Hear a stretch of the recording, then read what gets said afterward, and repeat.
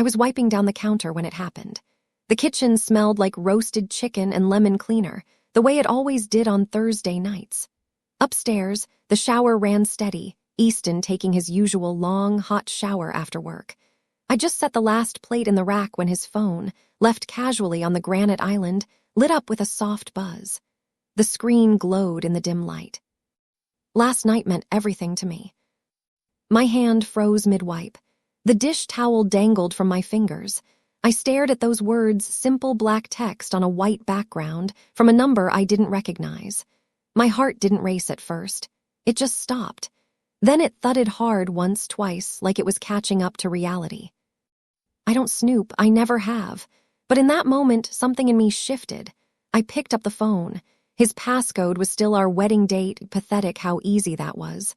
I opened the messages just enough to see the thread, enough to know. My thumbs moved before my brain could stop them. I typed back, "Come over, she's gone." I hit send.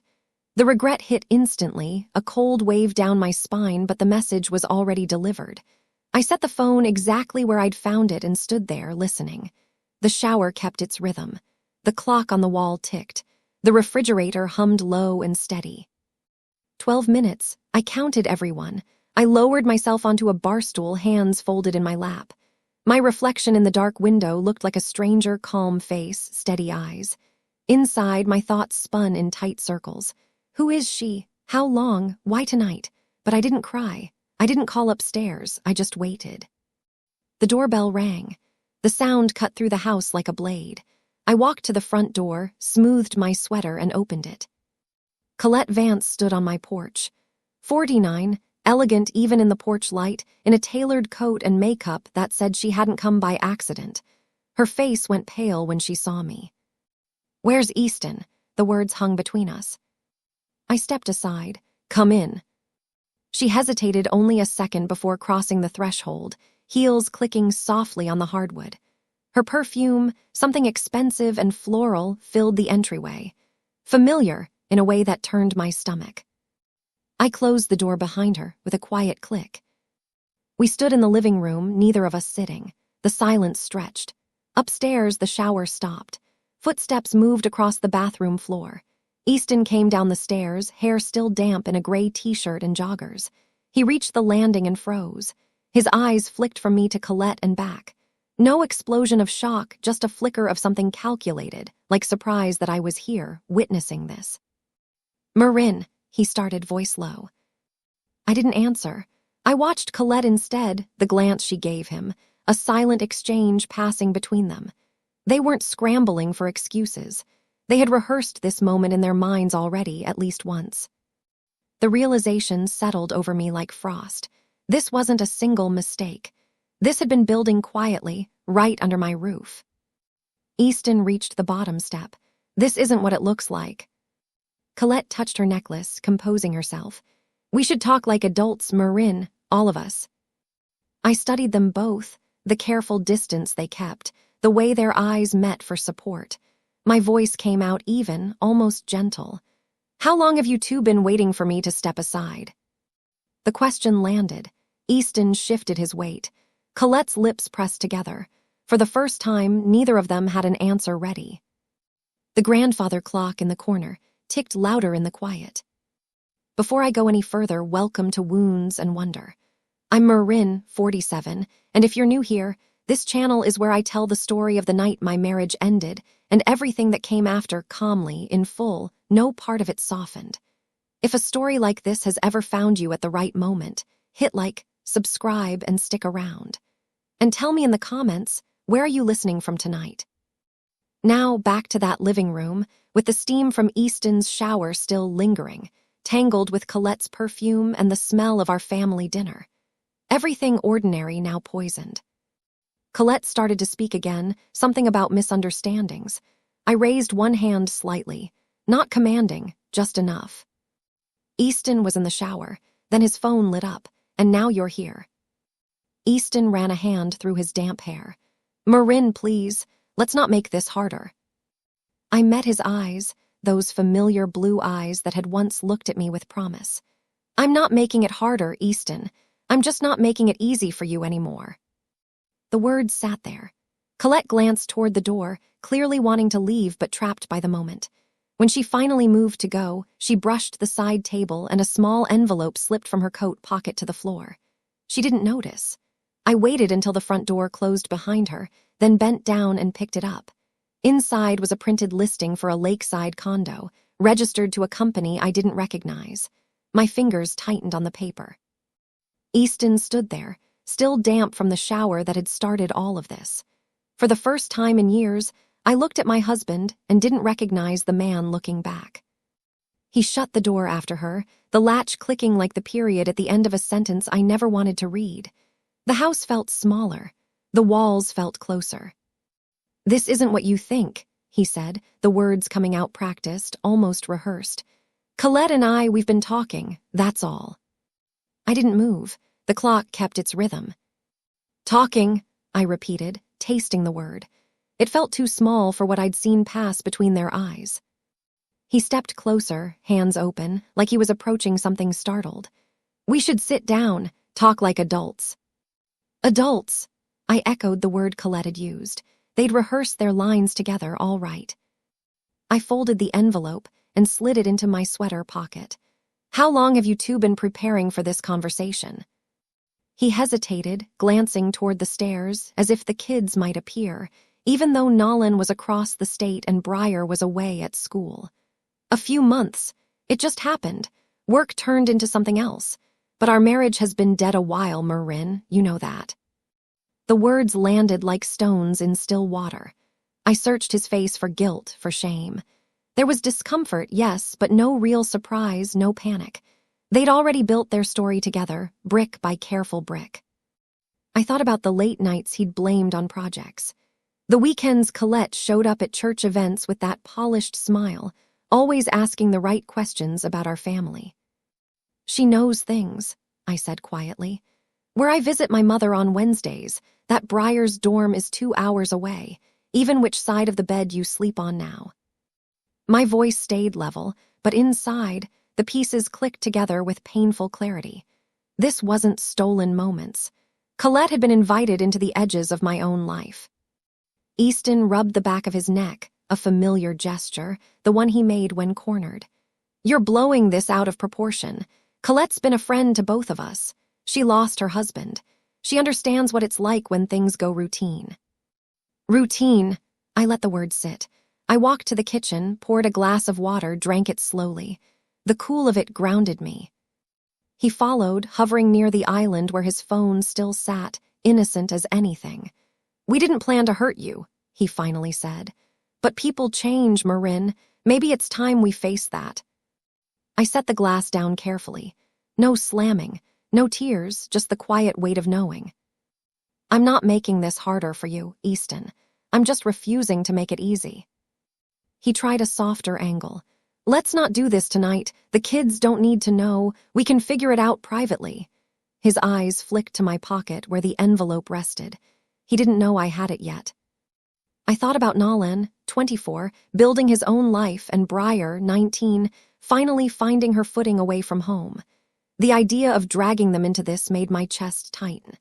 But something else steadied me. The truth. I needed to understand how deep this went before I decided what to do with it. Easton reached for my arm. I stepped back. His touch, once a comfort, now felt like a transaction. "You're emotional," he murmured. "I get it, but we built a life here. Don't throw it away over one mistake." One mistake. The same phrase Colette had used earlier, in the same careful tone. They had their narrative locked in, the distant wife, the lonely widower, the inevitable drift. I nearly laughed at how neatly it wrapped around their choices. "Go to bed, Easton," I said. "We both need rest." He lingered, searching my face for the explosion he expected. When it didn't come, he climbed the stairs slowly. I waited until his footsteps faded, then pulled the envelope out again. The lakeside condo details stared back under the kitchen light, a listing, deposit notes, a future being built without me. I sat at the island, phone in hand, staring at the blank screen. My mind moved methodically now past the shock. This was bigger than infidelity. They'd been planning, waiting. The thought should have broken me. Instead, it sharpened something cold and clear. The house was quiet again, but it no longer felt like home. It felt like a stage where the final act had just begun, and I was the only one who hadn't been handed the script.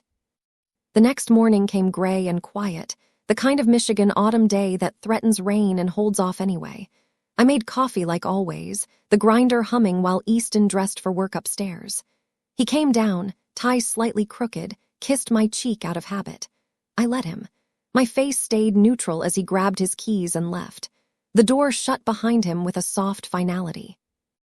Only then did I move.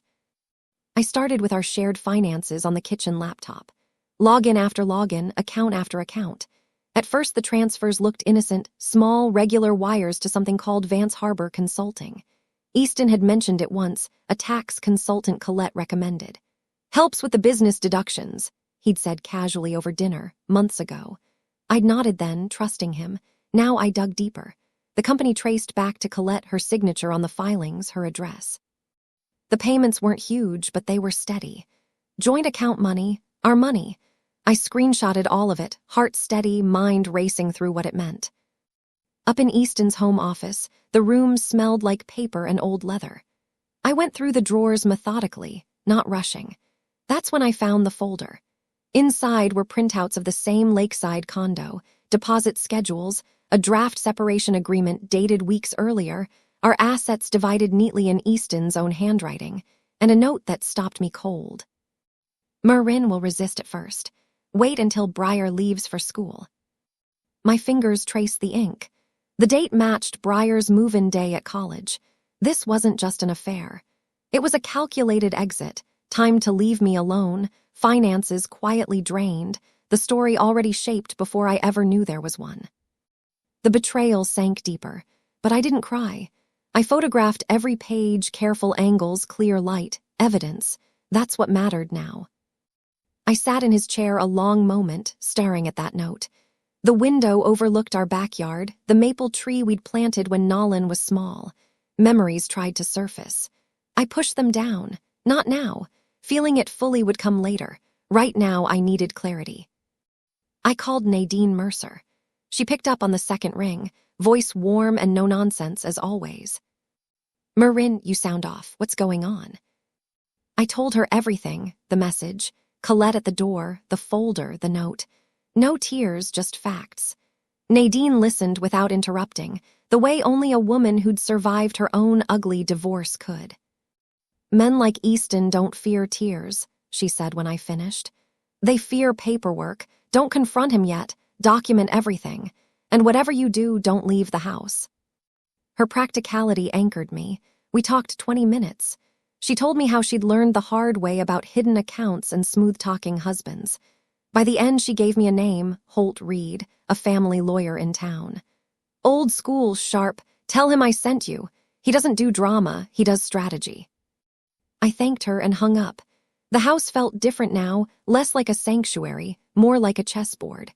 I copied the documents on the home printer, tucked the originals back exactly where I'd found them. Small victories in small details. That afternoon, Briar called from school, voice light, excited about a new class. Dad texted me yesterday, she said. Asked if I'd be upset if Mom moved closer to Grandma. Made it sound like it might be for the best. Everything okay. The floor tilted under me. Easton was already planting seeds, rewriting the story before I'd even confronted him. We're figuring some things out, honey, I said, keeping my tone even. Focus on your classes, I love you. After we hung up, I stood at the kitchen window. Rain had started, soft drops streaking the glass. I thought about the man who'd carried me over this threshold, who'd coached Nolan's soccer team, who'd held Briar through her first heartbreak. That man felt distant now, replaced by someone capable of cold planning. But I wasn't helpless. Nadine's words stayed with me. Paperwork. Protection first. I forwarded the photos to a secure email and made an appointment with Holt Reed for the next day. Easton came home that evening with white roses, my favorite once. He set them on the counter with a gentle smile. I hate how last night went. I still care about you, Marin. We can work through this. I took the flowers and arranged them in a vase, hands steady. "Thank you," I said simply, but I saw it for what it was: damage control, not remorse. He watched me, searching for cracks. I gave him none. That night I lay awake on the edge of our bed, listening to him breathe, the lakeside papers haunting my thoughts. The note about waiting for Briar. They'd turned our life into a timeline, a transaction. I wasn't going to let them write the ending. I met Holt Reed the next afternoon in his modest downtown office, the waiting room smelling of coffee and old books. 58, calm and measured, silver hair, wire-rimmed glasses, the kind of steady gaze that made you believe he'd seen every version of this story before. He didn't offer false sympathy. "Do you want revenge?" he asked, after reviewing what I'd brought, "or do you want protection?" "Both," I said, "but protection first." He nodded, flipping through the photos on my tablet. "Smart. Using joint funds for this Vance Harbor Consulting, could work in your favor during the division of assets. And the premeditation, that note about waiting for your daughter to leave, shows intent. That strengthens your position." He laid out the steps, back everything up. "Photograph more, stay in the house, don't sign anything, don't let him know how much I knew. Play the long game, Mrs. Whitfield. Let him think you're still processing. The more he relaxes, the more he slips." I left his office with a folder of notes and a clearer head. The drive home felt different. I wasn't just reacting anymore, I was preparing. Easton tried a new approach that evening, takeout from my favorite Italian place. "I've been thinking," he said over dinner. "Maybe we've both been unhappy, but I still care about you, Marin, deeply." I twirled pasta on my fork, nodding slowly. His words sounded sincere enough for a man who didn't know I'd sat across from a lawyer hours earlier. "It's a lot to take in," I said. Inside, I noted every careful phrase, every attempt to rewrite us as two people who'd simply drifted.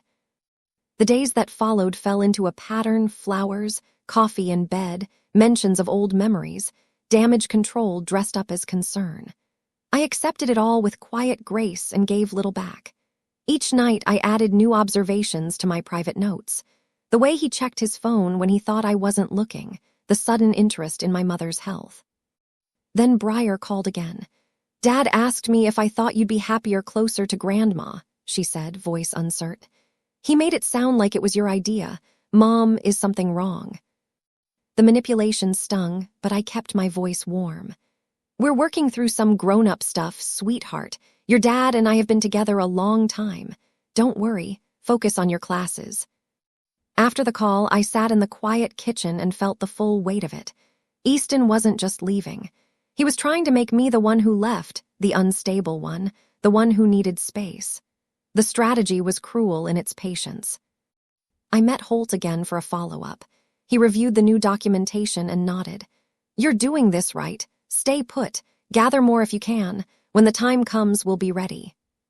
Easton's mask started showing small cracks as the week wore on. He grew restless when I didn't argue, didn't cry. One evening, he found me looking through old photo albums deliberately. "Remember the cabin trip?" he asked, sitting beside me. "I remember," I said softly, and closed the album before he could steer the conversation anywhere. The old memories didn't soften me the way they might have once. They felt like pages from someone else's book. That night, rain against the windows, I stood in the doorway of Briar's empty room, her posters still on the walls, a few stuffed animals on the bed. Easton had been willing to wait until she was gone to upend everything. The thought hardened my resolve. I wasn't just protecting myself anymore. I was protecting the truth before he could finish rewriting it. Holt's words stayed with me. Sometimes the room matters more than the argument. I needed the right moment, the right audience. Easton came up behind me in the hallway one evening. "You've been quiet lately." I turned and met his eyes, just thinking. He searched my face for the woman who used to forgive easily. He wouldn't find her, not this time. I had the evidence. I had the plan. And for the first time since that message lit up his phone, I felt something close to control coming back. 1 week later, the anniversary dinner for Easton's company arrived like a storm you can see coming. 30 years of his small manufacturing business, celebrated at the local country club, colleagues, friends, church members, family. Nolan drove in from out of state. Briar came home for the weekend. Easton insisted I attend. "We need to show a united front," he said that morning, adjusting his tie in the mirror. "For the business, for the kids." I agreed quietly. Inside, I knew this was the room Holt had meant. I dressed carefully, a simple black dress, the pearls Easton had given me on our 20th anniversary.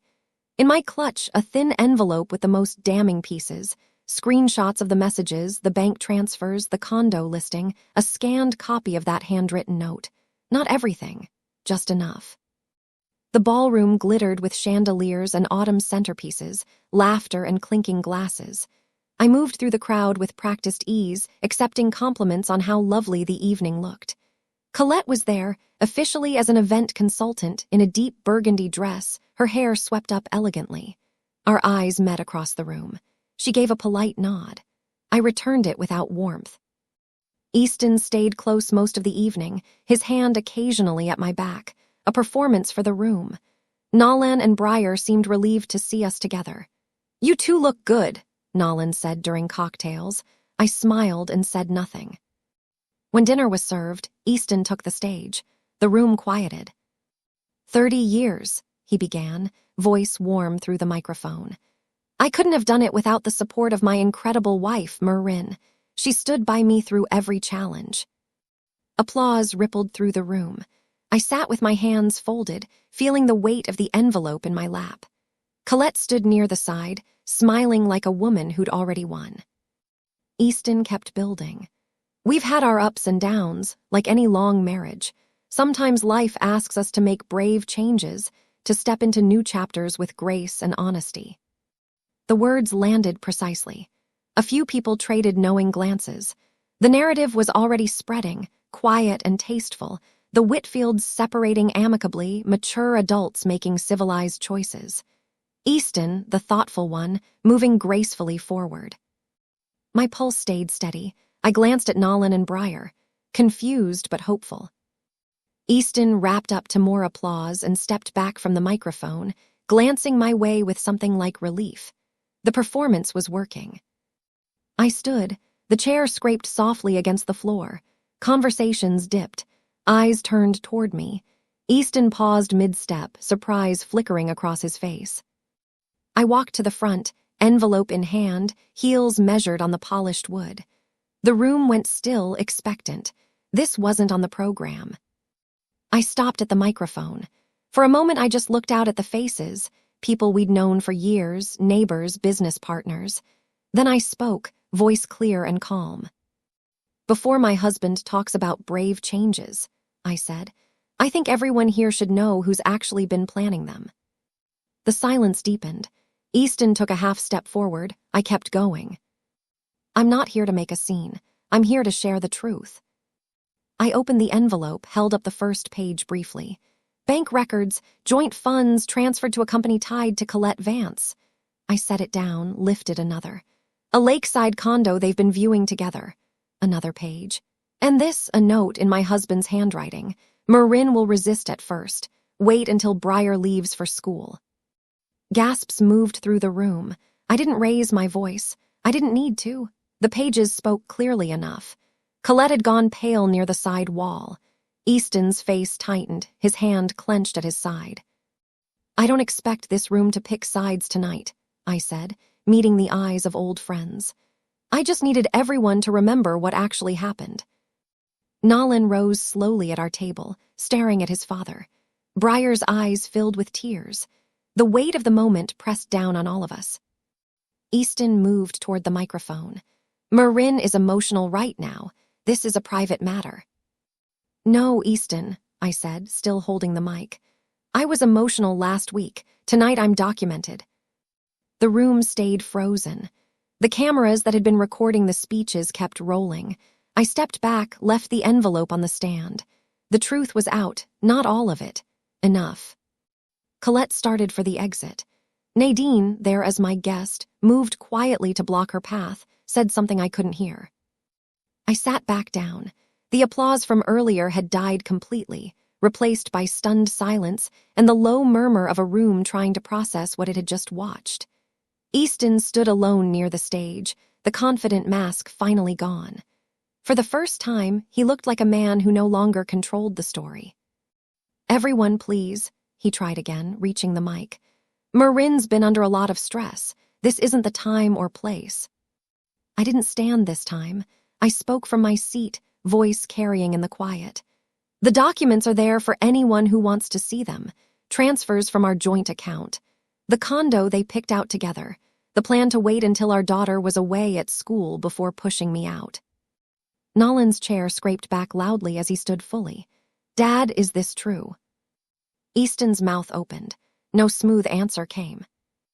Briar sat beside her brother, tears slipping down her cheeks. "You asked me if Mom was moving to Grandma's," she said, small but clear. "You made it sound like it was her idea."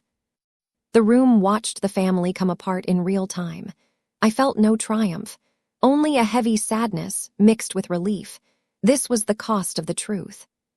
Easton tried once more. "We can discuss this privately as a family." "No," I said calmly. "You chose this room to talk about brave changes. Now the room knows what those changes actually looked like." Colette had nearly reached the side exit. Nadine stepped into her path, not touching her, just standing there with quiet authority. "Leaving won't make the paperwork disappear." Colette's face flushed. She looked back at Easton, but he was too busy trying to salvage the moment to help her.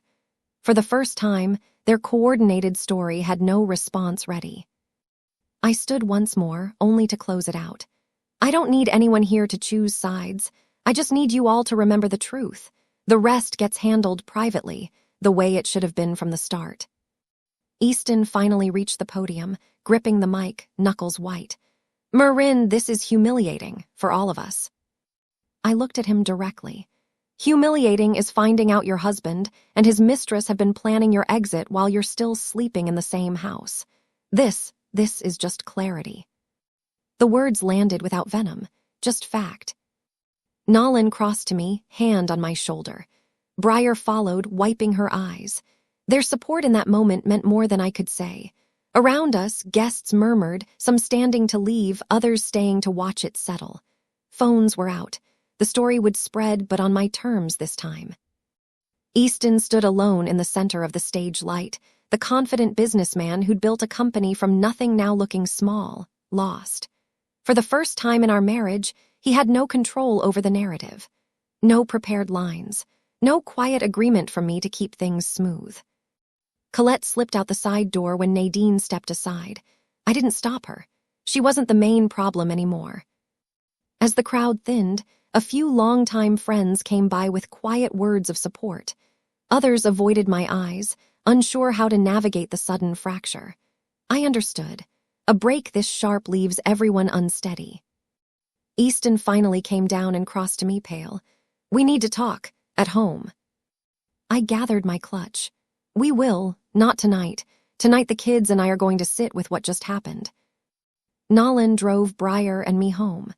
The car stayed quiet except for the hum of the engine and the occasional sniffle from the back seat. I watched the streetlights pass, the adrenaline slowly draining out of me. The house was dark when we got there. I made Briar tea and sat with both of them in the living room. We didn't go through every detail. We just sat together. Nolan apologized for not seeing the signs sooner. Briar hugged me tight and whispered, "You didn't embarrass us, Mom." He did. Their words settled something deep in me. Not victory, not yet, but the beginning of something healing. Upstairs, I paused at our bedroom door. Easton's things were still there, but the space already felt foreign. I thought back through the whole chain of it, the shower running, the phone lighting up, Colette at the door. In the quiet of the house, with my children safe downstairs, I let myself take one long, slow breath.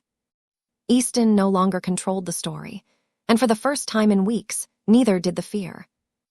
The days after the dinner moved slowly, like waking from a long, disorienting dream. Easton sent text after text asking to talk. Colette emailed a long, carefully worded apology that somehow still cast her as the misunderstood one. I read them once, then forwarded the relevant ones to Holt. No replies from me, not yet. I met with Holt again early the next week. We began the formal process, protective filings for the finances, petitions for temporary arrangements. "You don't have to destroy him," he told me. "Just make sure the truth does its work." That felt right. I wasn't after a revenge that would leave me bitter. I wanted freedom from the weight I'd been carrying far too long. Nolan came by a few evenings later. We sat on the back porch as the leaves turned deeper red and gold. "I'm sorry, Mom," he said, staring into his coffee. "I thought you were just being distant. I didn't see what Dad was doing." I reached over and squeezed his hand. "None of us saw the full picture until we had to. That's all right. We see it now." Briar stayed a few extra days before heading back to school. One afternoon, she found me in the kitchen, reorganizing the pantry, an old habit, for when my mind needs order. She wrapped her arms around me from behind, chin on my shoulder. "You didn't embarrass us," she said again. "I'm proud of you for staying calm. I don't know if I could have."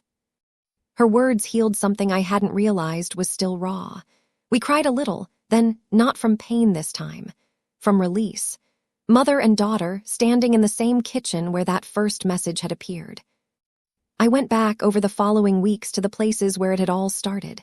The bathroom where Easton had been showering. The counter where his phone had lit up. The front door where Colette had stood, expecting an empty house. Each spot felt smaller now, less powerful. I stood in the steam of my own shower one morning and let the hot water run over my shoulders, washing off the tension I'd normalized for years. I'd stopped needing to make myself smaller to keep the peace. Stopped carrying the fear that speaking up would break everything. The truth had already broken what needed to break. What was left was space, for me, for my kids, for whatever came next. Easton moved out 2 weeks later. The divorce would take time, but the lines were drawn clearly now. He looked older loading the last box into his car. Part of me still mourned the man I married. I no longer mourned the one he'd become. On a quiet evening, I stood at the kitchen window again. The house was mine, in a way it hadn't been in years, not because I'd won anything, but because of honesty. Sometimes the doorbell doesn't bring the person who ruins your life. Sometimes it brings the truth you were finally ready to face. So what would you have done in that kitchen? Would you have waited 12 minutes or opened that door the second the bell rang? Tell me in the comments, and if this story stayed with you, share it with someone who needs to hear it. Subscribe to Wounds and Wonder and come back. There's another story waiting for you next time.